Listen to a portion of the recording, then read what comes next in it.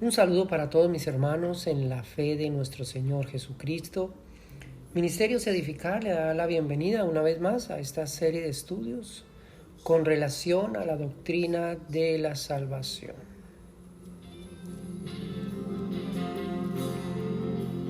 Es como un río que va en mi alma. Bien, amados hermanos, continuamos con nuestro estudio acerca de la gracia. Para hoy tenemos el punto número 3, que es la gracia de Dios en la existencia del universo. Gracia, como ya lo habíamos dicho, es un don de Dios, es una disposición del carácter de Dios en donde todo lo que Él designa, dispone, decreta, establece, forma, crea, etc., se rige bajo el mérito de su soberanía y de su voluntad. Es esa misma gracia de Dios la cual se da a conocer como el beneplácito creativo, formativo de parte de Dios. Gracia de Dios es propósito divino, es gloria de su soberanía, es evidencia de su bondad, es revelación de su conocimiento y poder, es amor a su justicia, es santidad e identidad de su voluntad. Dios, que por naturaleza es perfecto, que existe por sí mismo, que no depende de nada ni de nadie para hacer o para hacer lo que Él es, no requiere de un universo para darle sentido o propósito a su existencia. Esto quiere decir que si no existiera nada de lo que Dios ha creado, Dios seguiría siendo Dios. Y nada de su naturaleza o carácter o perfecciones en su ser cambiaría. Desde este punto de vista podríamos decir que el glorioso panorama del universo se dispuso en gracia y soberanía de Dios, en donde todo lo creado en el universo no intervino como un medio o virtud futura para forzar el deseo de Dios. O sea, Dios, mirando todas las posibilidades que tenía para crear, para formar, para hacer, contemplando, no hubo nada que pudiera forzarlo, intimidarlo a que Él deseara crear todas las cosas. Dios las creó simplemente porque Él es soberano. Las creó porque en su conocimiento ha diseñado un plan y Él lo creó por gracia. Es Dios en su soberanía que se dispone libremente para crear el universo.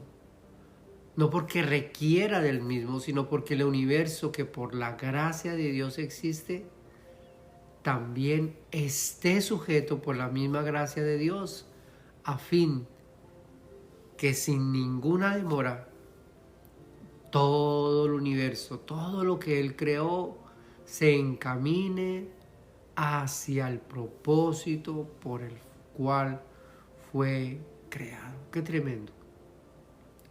Todo fue creado por Dios, todo fue creado por su gracia, dentro de su soberanía, a fin de que todo se encamine de acuerdo al propósito por el cual Dios creó todas las cosas. Ahora, dicho esto, podemos decir que la gracia de Dios concierne a la bondad que emana de su sabiduría. una sabiduría que no se predispone a ejecutar el conocimiento de Dios por causas externas, sino que en la sabiduría de Dios se conserva toda la gloria del conocimiento de Dios, a fin de hacer todo lo que a Dios le place, otorgar todo lo que Dios desea otorgar y crear y bendecir a quien Dios le place bendecir. Cuando hablamos de la gracia de Dios, estamos hablando de aquello que Dios hace y otorga sin que haya algo o alguien que lo exija. En el caso más extremo sería otorgarle perdón al que no lo merece. Esto es gracia de Dios. Y aquí quiero detenerme un poquito a considerar la salvación del ser humano. El hecho de que el evangelio se predique, el hecho de que estemos nosotros compartiendo el evangelio, es sencillamente porque estamos hablando acerca de la gracia de Dios. Estamos hablando acerca de lo que Dios le otorgó al ser humano, no porque lo merezca, sino porque a Dios le plació darle al ser humano ese perdón. Y hay muchas personas que no han entendido lo que es gracia. Y muchas personas consideran que Dios está obligado a perdonarlos, que Dios está obligado a bendecirlos, que Dios está obligado a darles la salvación y darles la vida eterna. Y que las decisiones de ellos son las que hacen que Dios se mueva a nuestro favor. Pero no funciona de esa manera. Funciona de que si a Dios le place bendecir a una persona con el perdón, es porque a Dios le plació. No porque nosotros o porque el ser humano tiene la capacidad a través de su libertad de exigirle a Dios. ¿Quiénes somos nosotros? Somos criaturas. No podemos exigirle nada a Dios. Pero Dios en su misericordia, en su amor, en su bondad, Él ofreció la persona de nuestro Señor Jesucristo, ofreció a su propio Hijo para que a través de Él podamos nosotros tener acceso a ese perdón.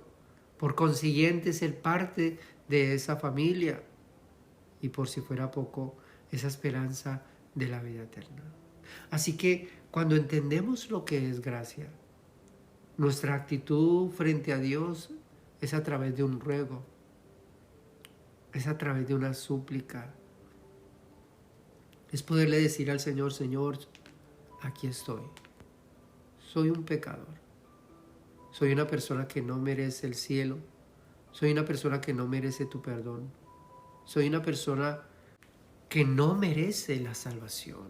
Mas sin embargo, vengo, le ruego, le suplico: por favor, Señor, sálvame. Por favor, Señor, perdóname. Por favor, Señor, sáname. Si te place, si es tu voluntad.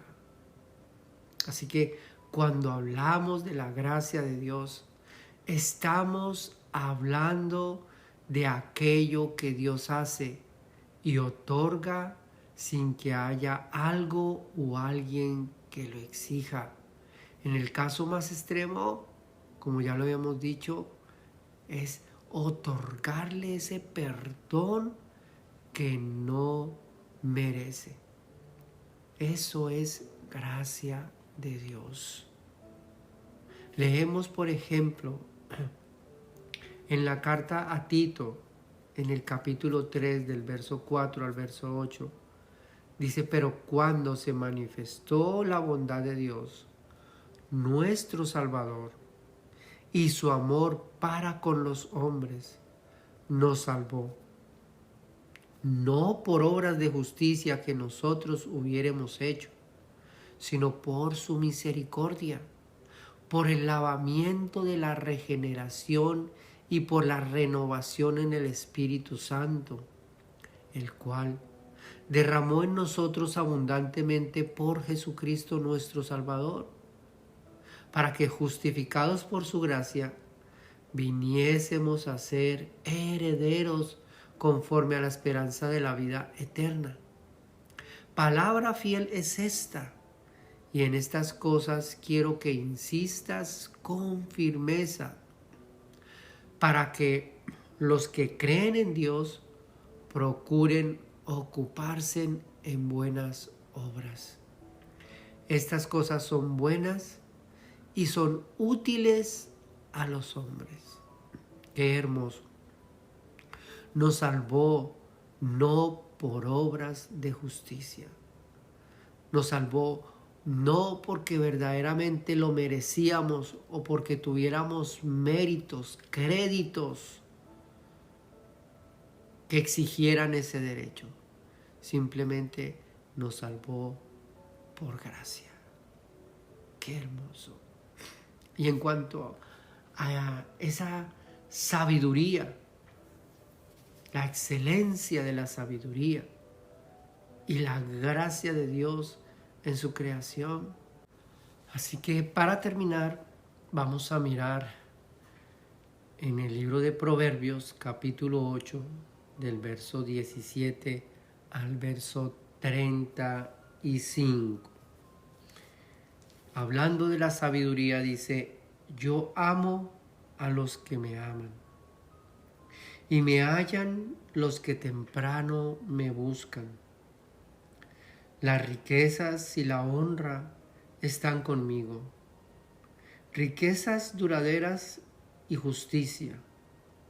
Mejor es mi fruto que el oro refinado. Mi rédito mejor que la plata escogida.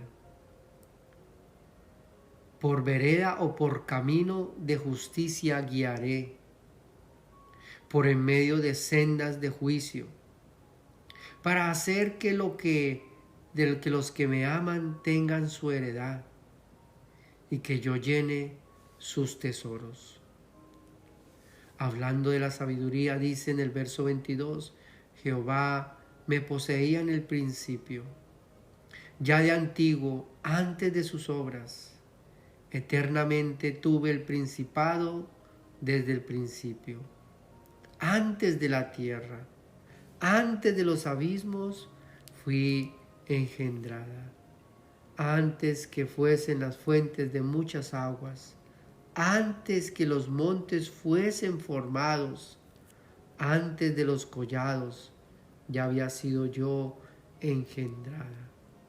No había aún hecho la tierra, ni los campos, ni el principio del mundo, cuando formaba los cielos. Allí estaba yo, cuando trazaba el círculo sobre la faz del abismo, cuando afirmaba los cielos arriba, cuando afirmaba las fuentes del abismo, cuando ponía al mar su estatuto, para que las aguas no traspasasen su mandamiento o sus límites, cuando establecía los fundamentos de la tierra. Con él estaba yo ordenándolo todo, y era su delicia de día en día, teniendo solas delante de él en todo tiempo. ¡Qué hermoso! Me regocijo en la parte habitable de su tierra, y mis delicias son con los hijos de los hombres. Ahora pues, hijos, oídme. Bienaventurados los que guardan mis caminos. Atended el consejo y sed sabios. No lo menospreciéis. Bienaventurado el hombre que me escucha, velando a mis puertas cada día, guardando a los postes de mis puertas, porque el que me halle hallará la vida y alcanzará el favor de Jehová. Hablando acerca de esa sabiduría, pero entendemos que esa sabiduría es Cristo Jesús. La Biblia dice que por Él fueron creados los cielos y la tierra. La Biblia dice que Él es la imagen visible del Dios invisible, que en Él, por Él y para Él fueron creadas todas las cosas, y que Él es la persona que descendió del cielo, manifestando esa gracia de Dios para salvación a todo aquel que cree. Hermoso lo que dice el verso 35, dice, porque el que me halle hallará la vida y alcanzará el favor de Dios. Cuando hablamos de la gracia de Dios, estamos hablando acerca de ese evangelio, estamos hablando de ese favor, estamos hablando del amor de Dios, estamos hablando de todo lo que Dios dispuso dentro de su sabiduría, dentro de su sabio consejo, dentro de su conocimiento, dentro de su voluntad. Dispuso para bendecir a aquellos que no lo merecen. Así que, amado hermano, yo le invito en esta hora que pueda meditar en todo lo que Dios ha hecho, todo lo que tenemos a nuestro alrededor, en esta creación, este universo que fue hecho con cuidado, con una perfección prácticamente incomprensible para nuestra sabiduría. Mas sin embargo, para cada uno de nosotros, para cada ser humano, Dios tiene un plan y un propósito. Y en este mismo instante, Dios tiene un propósito para su vida. Dios tiene un plan diseñado para su vida. Y ese plan se lo está trazando a través de ese camino de la gracia de Dios, en donde Dios te invita, así como nos ha invitado a nosotros o nos invitó en algún momento a ser parte de esa gloria eterna. Dios te invita también, amado hermano, que puedas meditar un poco en el ofrecimiento que Dios te hace, a fin de que puedas entender, que puedas rogar, que puedas pedirle, Padre amado, quiero ser parte de ese plan eterno, quiero ser parte de esa salvación, quiero ser parte de ese perdón, quiero ser parte de esa vida. Es cuestión de rogar, es cuestión de alcanzar el favor de Dios a través de la humildad, la humillación, el ruego, la súplica. Padre, si te place salvarme, si te place bendecirme, si te place ayudarme, aquí estoy. Tenemos que entender que nosotros no tenemos la capacidad, ni los méritos, ni las obras para exigirle algo a Dios. Y si a Dios te place, amado hermano, si estás pasando por situaciones difíciles, adversas en tu vida, yo te invito a que puedas abrazar la sabiduría. El principio de la sabiduría es el temor a Dios, es el respeto a Dios. Y cuando nos acercamos a Dios, nos acercamos con humildad. Nos acercamos humillados, con ruego y con súplica, apelando a esa gracia, apelando a esa misericordia de Dios. Dios sin el universo sigue siendo Dios. Dios sin los seres humanos sigue siendo Dios. Pero nosotros sin Dios no somos nada. Así que lo dejo para que medite en esta palabra del día de hoy. Y vamos a continuar con nuestro próximo estudio. Así que no se lo pierda. Estaremos hablando acerca de la gracia y la bendición de Dios para el ser humano. La gracia y la bendición de Dios para el ser humano. Bien, amado hermano, gracias por estar con nosotros en estos estudios. Si esta palabra, si estos estudios han sido de bendición para su vida, tenga la libertad de compartirlo con otras personas a fin de que puedan ser también edificados.